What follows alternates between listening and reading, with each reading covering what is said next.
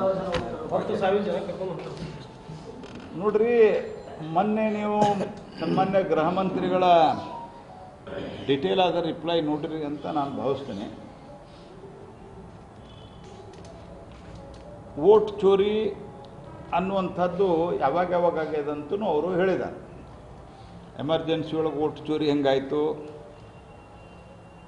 Doctor Baba Saheb Ambedkar ಅವರು 12-13 ಸಾವಿರ ಓಟಲ್ಲಿ ಸೋತರು ಅಂತ ಹೇಳಿದರು. 71,000 ಓಟ್ ರಿಜೆಕ್ಟ್ ಮಾಡಿದರು. ಇಲೆಕ್ಷನ್ ಕಮಿಷನ್ಗೆ ಬಾಬಾ ಸಾಹೇಬ್ ಅಂಬೇಡ್ಕರ್ ಅವರು ಕಾಂಗ್ರೆಸ್ ಪಾರ್ಟಿಯ ವಿರುದ್ಧವಾಗಿ, ಕಾಂಗ್ರೆಸ್ ಸರ್ಕಾರದ ವಿರುದ್ಧವಾಗಿ ಕಂಪ್ಲೇಂಟ್ ಕೊಡ್ತಾರೆ. ಆದರೆ ಎನ್ಕ್ವೈರಿ ಮಾಡಬೇಡ ಅಂತೇಳಿ ಇಲೆಕ್ಷನ್ ಕಮಿಷನರು ಸರ್ಕಾರ ಹೇಳ್ತದೆ.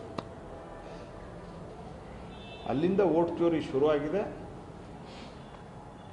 ಮತ್ತು ಇಂಡಿಯಾ ಅಲಯನ್ಸಿನ ಅನೇಕ ಘಟಕಗಳೇ ಹೇಳಿದ್ದಾವೆ ಈ ಎಲ್ಲ ವೋಟ್ ಚೋರಿಯದ ಸುಳ್ಳು, ನಾವು ಆತ್ಮವಿಮರ್ಶೆಯನ್ನು ಮಾಡ್ಕೋಬೇಕು ಅನ್ನುವಂಥದ್ದು. ಕಾಂಗ್ರೆಸ್ ಪಾರ್ಟಿಯೊಳಗೆ ನಾನು ಡೆಲ್ಲಿಯಿಂದನೂ ಹೇಳಿದ್ದೆ, ಅದು ಸಾಕಷ್ಟು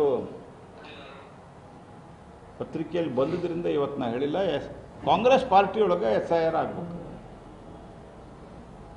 ಸ್ಪೆಷಲ್ ಇಂಟೆನ್ಸಿವ್ ರಿವಿಷನ್ನು ಸೋನಿಯಾ ಗಾಂಧಿ, ರಾಹುಲ್ ಗಾಂಧಿ, ಪ್ರಿಯಾಂಕಾ ವಾದ್ರಾನ್ ಅವ್ರನ್ನ ಬಿಟ್ಟು ಬೇರೆದವರು SIR ಕಾಂಗ್ರೆಸ್ನಲ್ಲಿ ಮಾಡಿದರೆ ಕಾಂಗ್ರೆಸ್ ಉಳಿತದೆ. ಮತ್ತು ನಮಗೆ ಒಂದು ಒಳ್ಳೆಯ ಬಲವಾದ ವಿರೋಧ ಪಕ್ಷ ಇರಬೇಕು. ಯಾಕಂದ್ರೆ ನಾವು ಪ್ರಜಾಪ್ರಭುತ್ವದಲ್ಲಿ ನಂಬಿಕೆ ಇಟ್ಟವ್ರು ನಾವು.